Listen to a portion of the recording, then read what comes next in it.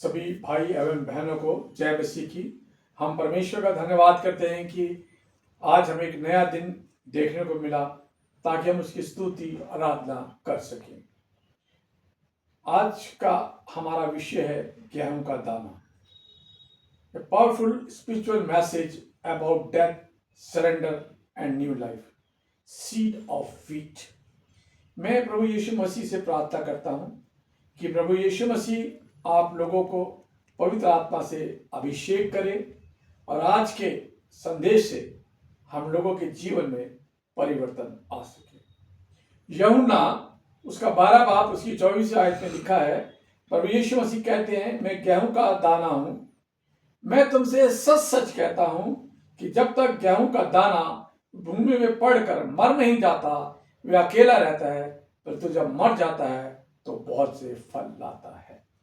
गेहूं का दाने का मतलब त्याग, सरेंडर। मरने का मतलब अपने स्वार्थ को छोड़ना। बहुत फल लाने का मतलब नया जीवन, प्रभाव। यीशु मसीह हमेशा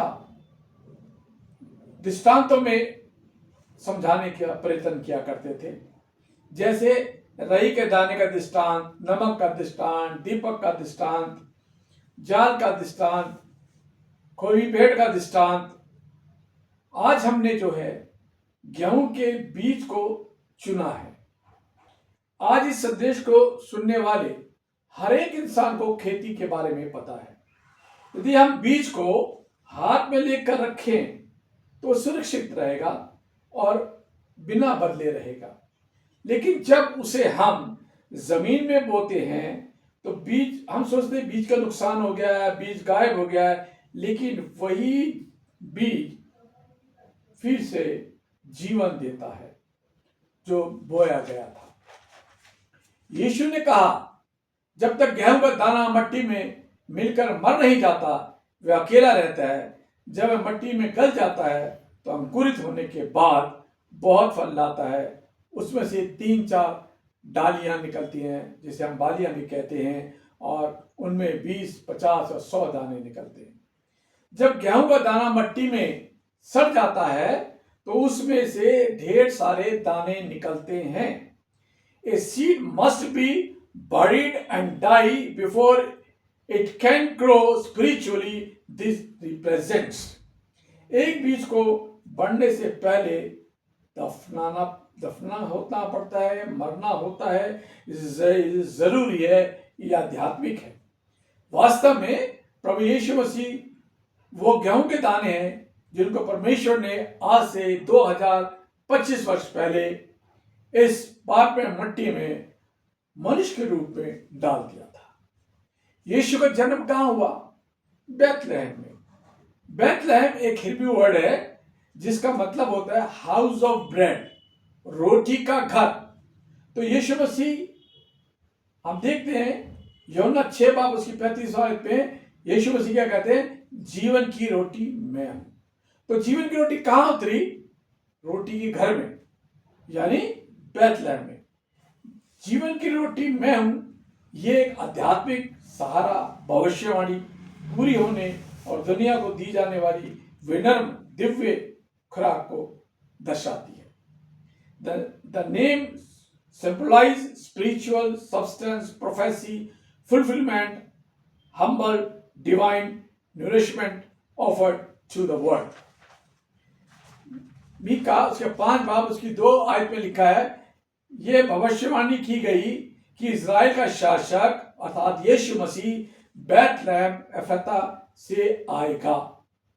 वो पवित्र दाना प्रभु यीशु मसीह को क्रूस पर मारा गया, यातनाएं दी गई, उनके पसली में भाला घोंपा गया, उनके सर पे कांटों का ताज रखा गया, उनके मुंह पर थूका गया और इतने कोड़े मारे कि उनका शरीर छिन्न भिन्न हो गया और उन्होंने अपनी जान जो है क्रूस पर दी।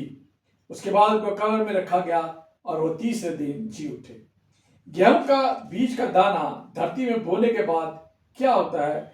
जब वो गल जाता है तो उसमें से 30, 50, 100 दाने निकलते हैं। ठीक इसी तरह जब प्रभु यीशु मसीह 30 दिन जी उठे तो क्या हुआ? मिलियंस दाने निकल आए अनुयायियों के रूप में। आज हम भी उसके अनुयायी के रूप में यहाँ बैठे हैं। अगर गेहूं को दाने को या फल वाले बीज को धरती में ना बोया जाए तो वो दाना फल नहीं ला सकता।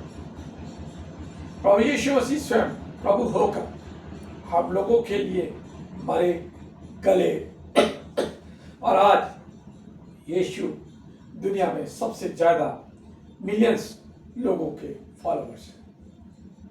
मसीहत क्रिश्चियनिटी को इस मुकाम तक पहुंचाने के लिए लाखों लाखों धर्मगुरुओं को अपने प्राणों का बलिदान देना पड़ा। पहला कुरिन्थियों उसका 15 बाब उसकी 3 से 4 आयत में लिखा है, पवित्र शास्त्र के अनुसार यीशु मसीह हमारे पापों के लिए मर गया और गाड़ा गया और पवित्र शास्त्र के अनुसार तीसरे दिन जी उठा।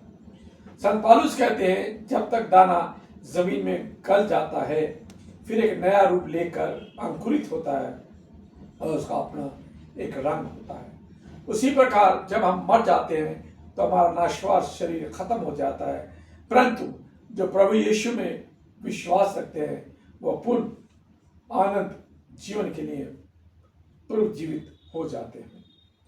Jesus own death and resurrection sacrifice lead to great life। यीशु की अपनी मृत्यु और पुनरुत्थान बलिदान महान जीवन की ओर ले जाता है। प्रिय भाइयों, यदि आप किसी समस्या से जूझ रहे हैं, चाहे वो आर्थिक है, चाहे वो पारिवारिक है, चाहे वो जॉब है, और आप चाहते हैं कि हम आपकी समस्याओं के लिए प्रार्थना करें, तो आप नीचे दिए गए mobile number brother robin Moses 9873507261 पर व्हाट्सएप के माध्यम से अपनी समस्या भेज सकते हैं। हम आपको आश्वासन देते हैं कि बहुत बोझ के साथ हम आप लोगों के लिए प्रार्थना करेंगे। जय मसीह।